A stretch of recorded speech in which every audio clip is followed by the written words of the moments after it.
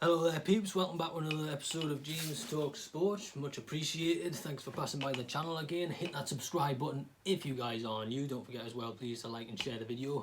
Massive thanks to everybody who's been doing it so far. Really appreciate it.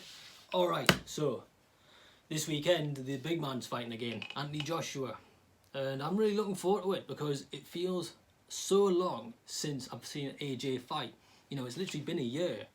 It was the 7th of December last time in Saudi Arabia, and we saw him fight in his rematch against Andy Ruiz. I think as well, because last time I watched him fight, I was in a pub down in Bristol, yeah. And because I haven't been to a pub in literally like months because of COVID, I can't even remember last time I was out. So it feels so long ago, even though it's been a year, but it feels even longer. But let's have a look at this because we'll have a look at the undercard and then I'll give you what I think's going to happen in the fight. Undercard is looking pretty good. It's alright, it's got a few good names on there. One in particular, well, I was gutted about one, but we've got Kieran Conway at super welterweight. I like that lad, he's pretty up and coming fighter against Macaulay McGowan. Florian Marco against Alex Fearon. Ashley Lane's fighting. And we've also got Martin Bakole against Sergey Kuzmin, which is one for the WBC International Heavyweight title, which I'm quite interested in. I like Martin Bakole. I like Kuzmin as well. I think they're both interesting. Kuzmin had that win over David Price back then. The interesting thing with those two is they're both guys who have lost to Michael Hunter. The only defeat on either one of their records is Michael Hunter.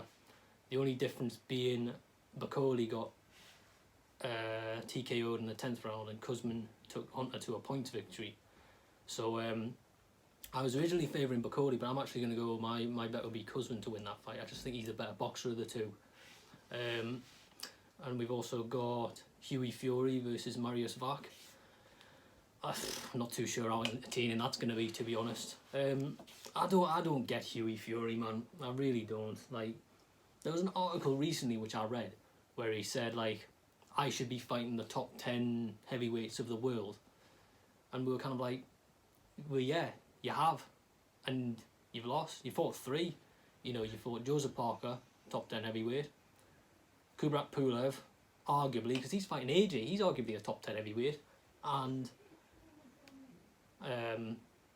Alexander Povetkin, who's also a top 10 heavyweight. Look what he did to Dillian White.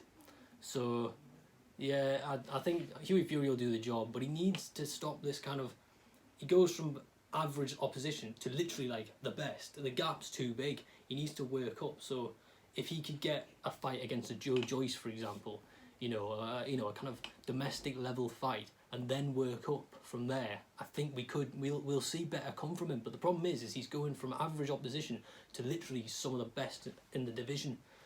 So he needs to build, and he needs to be patient. So I do see Fury getting the win there. It'll be a points victory. He won't. I don't think he'll get rid of Mariusz Vach.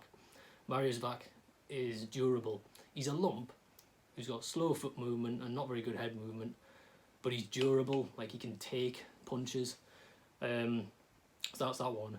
Lawrence Okolie's on that card as well, who cruiserweight looking good. He was meant to be fighting against Glowacki, wasn't he? But Glowacki tested positive for COVID.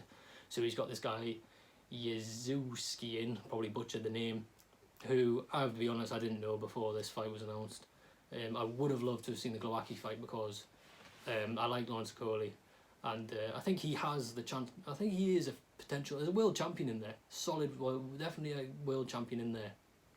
And hopefully they can get the Glowacki fight next year. I think Lawrence will come through. This other lad, though, could potentially get rid of him, but definitely I think he'll get the... Lawrence Okolie's a funny one because he gets a lot of stick for his kind of style. You know, he reminds me of Jose Mourinho's tactics in football.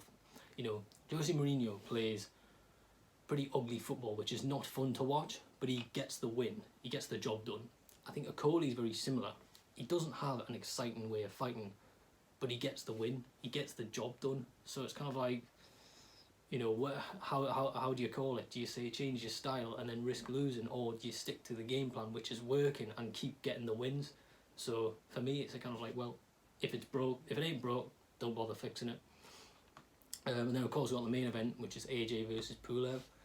I remember this fight being announced just after AJ fought Klitschko, because I remember he put it out on Twitter, and I mean, if you'd asked me back then, how do I think this fight goes after AJ just fought Klitschko, I'd be like, AJ gets rid of him within 4 rounds, easy.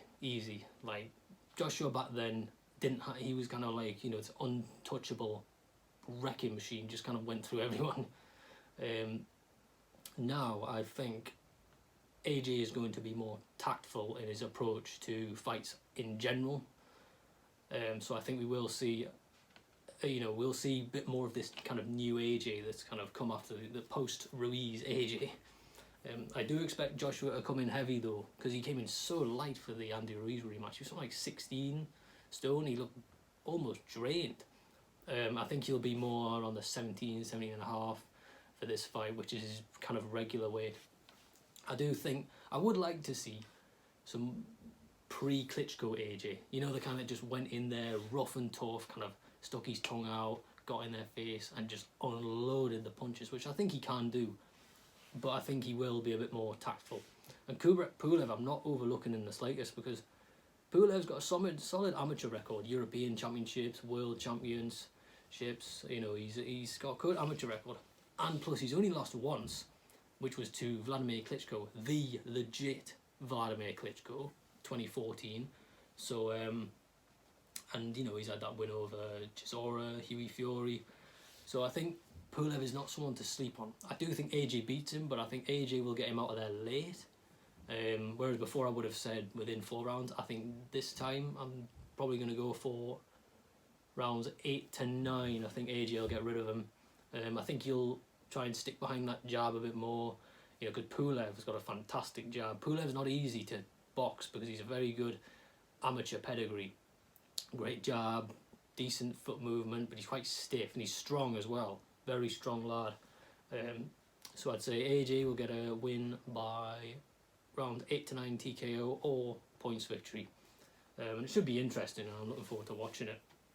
And then after that, AJ gets the win, hopefully.